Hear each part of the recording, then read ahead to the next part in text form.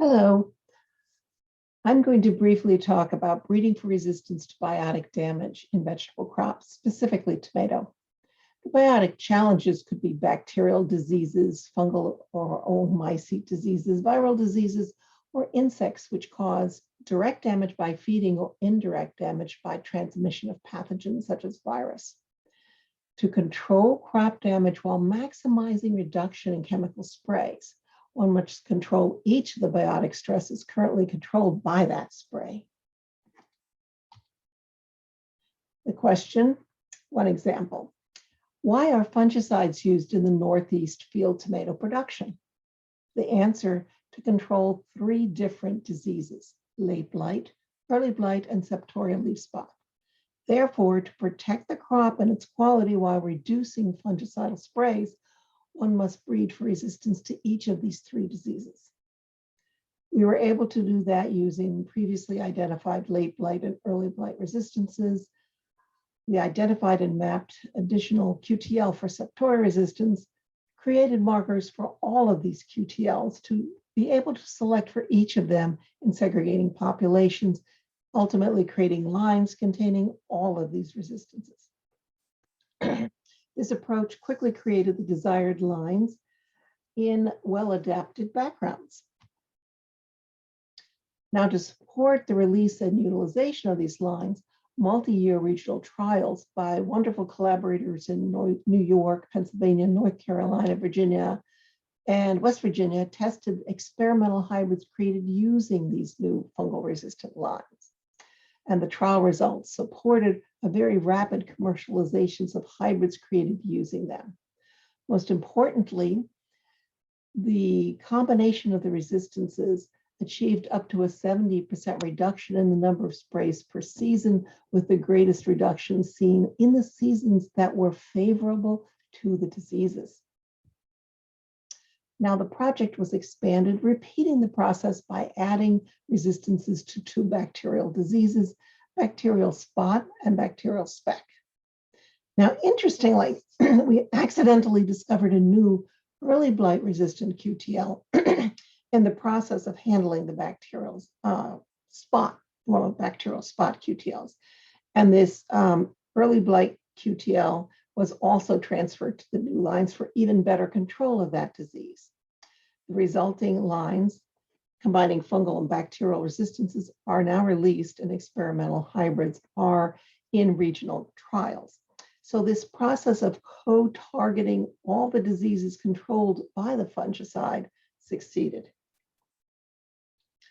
We'll switch to a contrasting example: control of insects and insect-transmitted virus.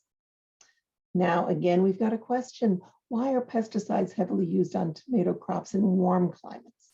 The answer is control of insects and insect-transmitted virus, which are devastating.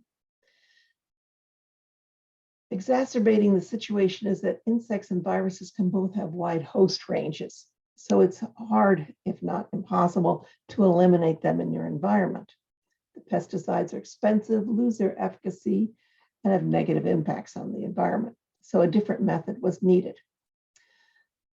We targeted acylsugars, which are insect-resistant compounds found in trichome exudates in some wild Solanaceous species. The Solanum pinelli produces large amounts. You can see these droplets on the trichomes. The exudate is about 95% acyl sugar. Acyl sugars are effective against many different species of insects. So in this case, the resistance system itself has considerable breadth of action. We're not having to transfer resistance to each insect separately. We are using one broad mechanism to target several insects. The acyl sugars act on contact with the insects, causing feeding and oviposition deterrence.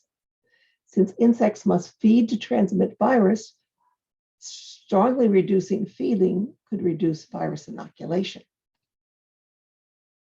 The first tomatoes producing high levels of acyl sugar were CU97FL, and then from a series of sister lines, we chose CU071026. Now, what is immediately obvious here is that under heavy field pressure, this was in Florida, There are over 110 whiteflies per leaflet of unprotected tomato. However, there are less than 2 whitefly per leaflet on most of the acyl sugar lines. Now, all of these acyl sugar lines produce the same form of acyl sugar, which is quite different from its Pinelli parent. And among the different accessions of Pinelli, you'll find accessions that produce different forms of acyl sugar. So the question comes up, which is important, acyl sugar level, acyl sugar type, or a combination? To examine this question, we isolated and purified acyl sugars from 4 accessions of Pinelli, 2 from the northern extent and 2 the southern extent of its range, and also from 071-026. And then applying equal molar levels of the acyl sugars to an appropriate feeding platform for each of the insects tested, we would ask the question, what is the impact and the differences in the impacts of the different acyl sugars? Well, 071-026 is an acyl sucrose with branched chain fatty acids based on an iso-C5 platform, 5 carbon. 716, which was parental to 071-026, and 1732 are southern accessions of Pinelli, and they produce acyl glucoses that are based on iso-C4 platform, quite different. The northern range accessions of Pinelli, these 2, produce a 50-50 mix of acyl sucrose and acyl glucose and have fatty acids that are more similar to those in 071-026. And you can see the response of, in this case, Western flower thrip to the acyl sugars was quite different. If you just look across the side horizontally here, about 2.5 milligrams per milliliter solution was used. In this case, could produce that degree of control, where you'd have to go up to about 5 to get the same level of control with the southern accessions of Pinelli, and all the way over to 16 or 17 milligrams per milliliter in order to get similar control from 071-026. So acyl sugar type definitely affects the efficacy of the compound. This gives us the prediction that tomato breeders can optimize acyl sugar mediated control of insects by increasing acyl sugar level, or control, or both. So we needed a way to have tomato lines producing acyl sugars that were different in level or type.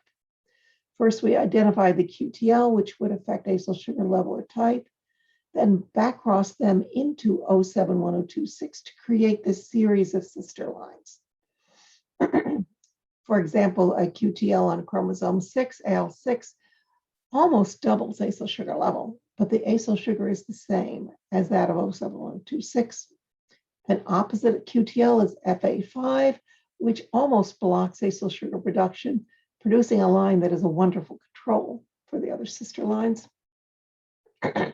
Fatty acid 2, fatty acid 7 are QTL that either increase, in the case of fatty acid 2, or decrease the length of some of the fatty acid side chains of the acyl sugar, and when combined, increase acyl sugar level 90 to 95%.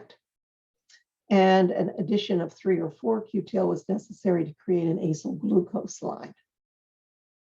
These lines were used by collaborating entomologists and virologists to determine the levels and types of acyl sugars that best control different important pests and their associated transmitted virus. And I will just go in 2 examples. First is Western flower thrip, which transmits tomato spotted wilt virus.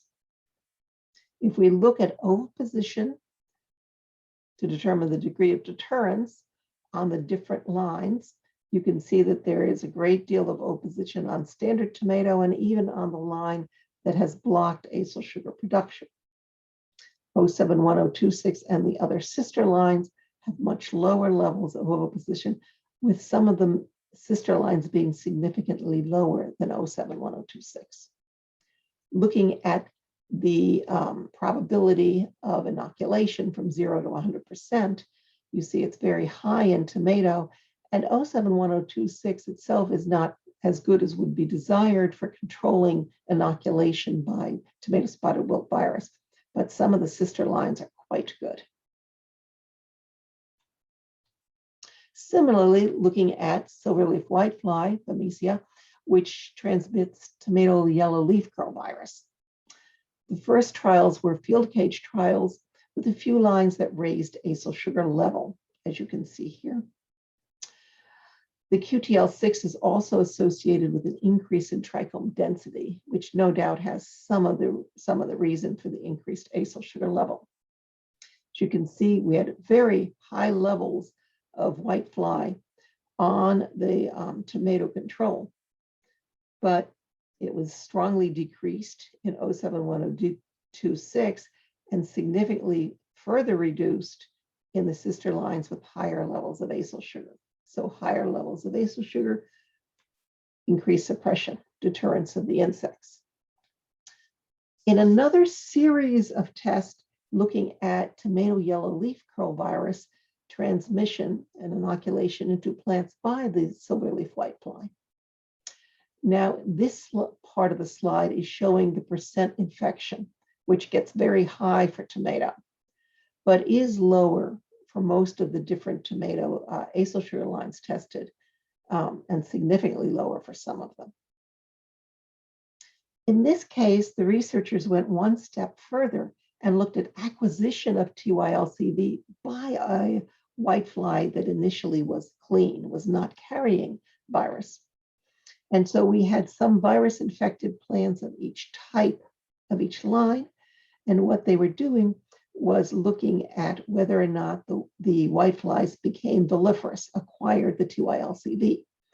And there were some acquiring it for any line, but they were lower for the acyl sugar lines and significantly lower for some in that series of experiments. There are more experiments going on with these and other insects and insect-transmitted virus.